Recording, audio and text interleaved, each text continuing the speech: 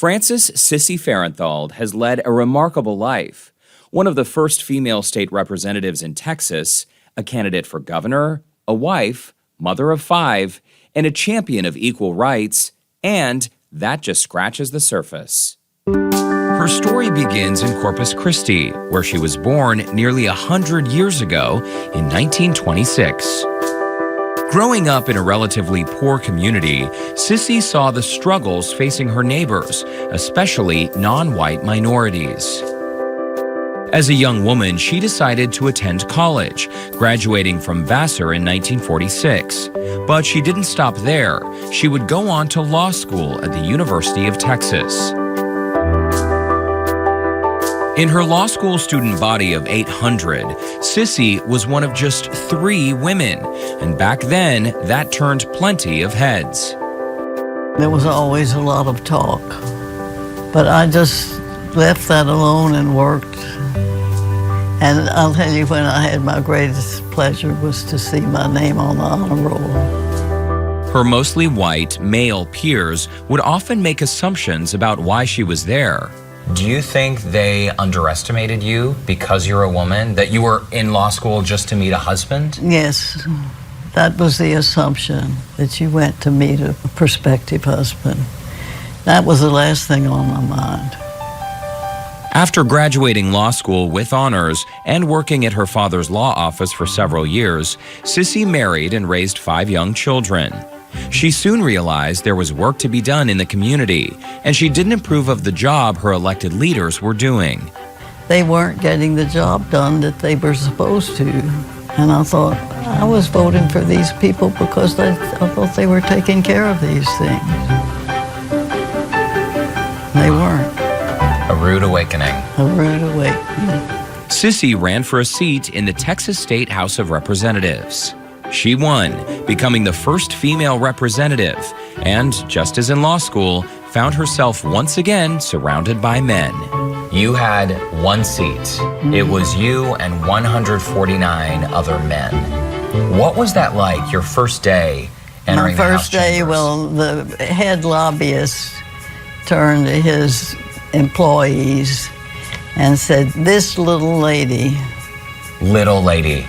This little lady. I was a little lady. Wow. When people would characterize you in these offensive ways, did that make you even more determined? I think so. I think there wasn't any question about ever quitting. I didn't have that in my head. I was going to do this. While her male counterparts didn't give Sissy the respect she deserved, she was anything but timid. You have taken on, over the course of your career, some lightning rod issues. Vietnam, marijuana, equal rights. Not only racial equal rights, but LGBTQ plus communities. That's right. The whole shebang. And you did all of these things at a time when, especially here in Texas, there was not a climate that favored perspectives like yours. You were never afraid of the backlash? No. Some legislator said to me, "Well, I'd like to do that, but I don't know if my constituency would approve of it." And I said, "I don't know whether mine will either." But you had the courage to stand up for what you believed in. That fearless determination led to calls for her to be nominated for vice president during the 1972 Democratic National Convention, only the 3rd time a woman had been considered for that role. Madam Chairman, my name is Sissy Farenthold. I'm a member of the House of Representatives from the state of Texas. Vote for Sissy Farenthold for Vice President of the United States. Thank you.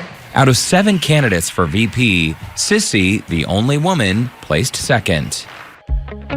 Sissy's momentum and popularity highlighted just how far women in politics had come, but also how far they still had to go.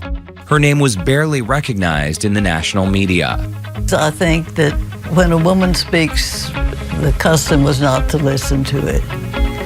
The years to come would bring 2 runs for Texas governor, being named chairman of the National Women's Political Caucus, president of Wells College in New York, opening a private law practice in Houston, teaching at the University of Houston, serving as the honorary director of the Rothko Chapel, all while continuing to advocate for human rights around the globe.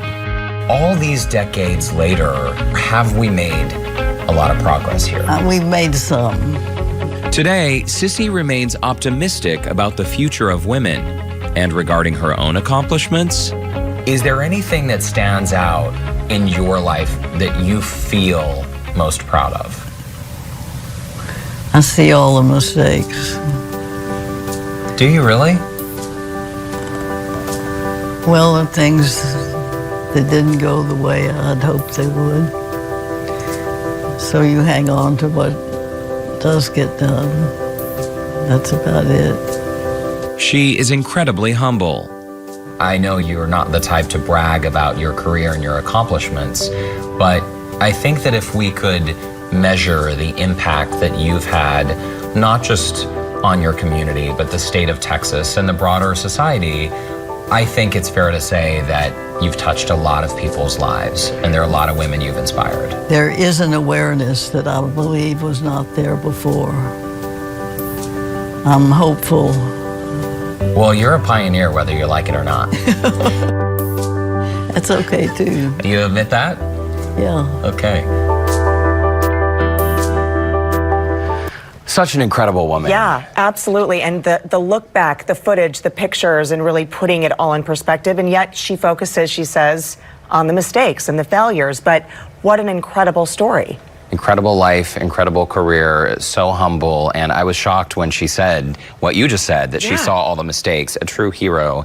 And I could have spoken with her for hours. She's fantastic. All day Great long. job. Can't wait to see you again, Sissy. By the way, all of that historical footage and pictures, we want to thank the Rothko Chapel and the Bernard and Audrey Rappaport Center for Human Rights and Justice for their help with all of these incredible archived images.